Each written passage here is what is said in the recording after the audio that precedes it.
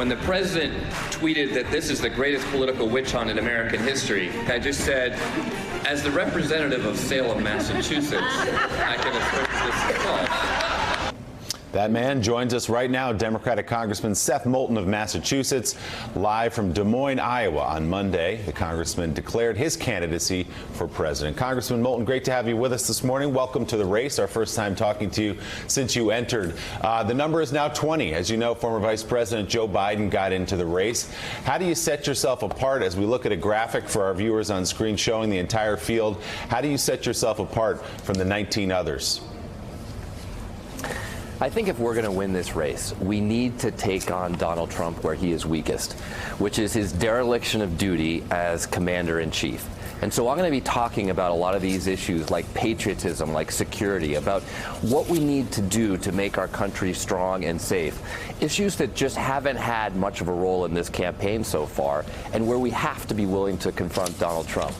My experience is a little bit different. The hardest thing that I've done in my life is lead an incredibly diverse group of Americans in combat in Iraq.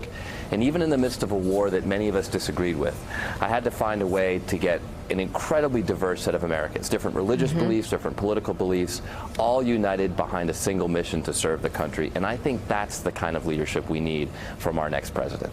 But Seth, why you and why now? Why are you the best vessel to articulate these things or to lead this country the way you just mentioned? Why you? What makes you different? Well, my experience in that is unique, and it is different in this field. And I'm willing to take on the president on these issues. I mean, Donald Trump has derelicted his duty to protect and defend the United States. The fact that his administration is defending his behavior, defending the Russians in their attack on our democracy, is just example number one today. He has disparaged our allies around the globe. He's cozied up to our enemies like Putin, like Kim Jong-un in North Korea. I think our motto for the United States of America should be the same motto that we had in the 1st Marine Division, which is no better friend, no worse enemy than the United States. And that's how we should be acting on the world stage, and we're not under this president. So let me ask you about the Democratic Party. In what ways might the Democratic Party be out of sync with the American people? Well, I think for too long we've ceded these issues of strength, of patriotism, of talking about what it means to truly uphold American values. We've ceded many of these issues to the Republicans. And that's wrong, because we're the party right now that's standing up for the Constitution. We're the party that is prepared to defend this country against Russia, against North Korea, against the daily assaults through the internet of China on our businesses and on our military. We need to show how we are going to keep this country safe, and that's what I'm going to do in this race. Noah. Congressman, you've been critical of congressional Democratic leadership for not bringing up articles of impeachment sooner, and even now, impeachment does not seem to be on the table.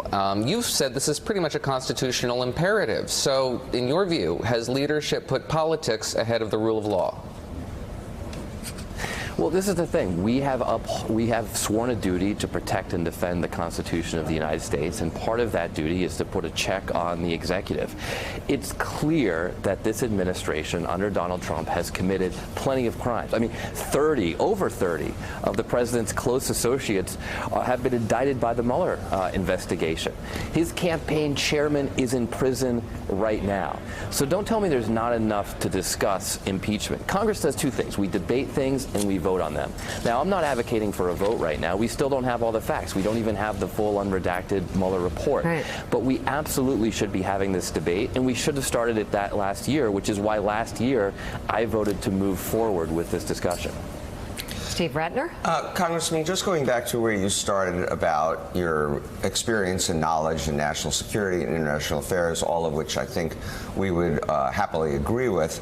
But those issues, while incredibly important, don't register when you ask people what are the top 3 or 4 things they care about. It's the economy, it's health care, it's things like that. So how would a message centered around national security, do you think, advance your presidential chances? Well, I'm going to talk about how we need to make sure every American has health care, but I'm not going to kick people off their private plans if they like them. I'm going to talk about how we need to move our economy forward and embrace the new jobs of the new economy, not just the old. But at the end of the day, the thing that's most important to Democratic voters across the country, as I talk to them on the ground, is defeating Donald Trump. And that's why we've got to be willing to take him on where I believe he's weakest, which is his duty as Commander-in-Chief. This is a prime case of dereliction of duty of the Commander-in-Chief of the United States. The way that he is cozying up to our enemies, the way that he is refusing to even have a discussion about how Russia attacked our democracy. That's shameful, and we need to take him on. You know, after the Pearl Harbor attacks, there was a Pearl Harbor Commission, and it was actually very critical of the Roosevelt administration. After the 9/11 attacks, there was a 9/11 Commission, which actually had a lot of criticisms of the Bush administration. But you didn't see President Roosevelt or President Bush go out there and say, oh, no, we shouldn't be looking at this. We shouldn't be looking at this because it might make me look bad. But that is exactly what Trump is doing. That's exactly what his administration is preventing, which is protecting our democracy. And whether you like it or not, Russia will do this again. I would be shocked if Russia is not involved in the 2020 campaign already, given what the Mueller report proved they did in 2016. Mike. So, Seth, given who you are, given your life experiences, you mentioned Russia. They're here now. They've been here for a while. They're going to be here in 2020. But this country has been at war for nearly 2 decades. If you're President of the United States, what do you do about countries like Syria, Iran, our supposed ally, Saudi Arabia, and fighting not an enemy in ISIS, but the ideology of ISIS, terrorism? What do you do about that mess that would be on your plate? It is a mess.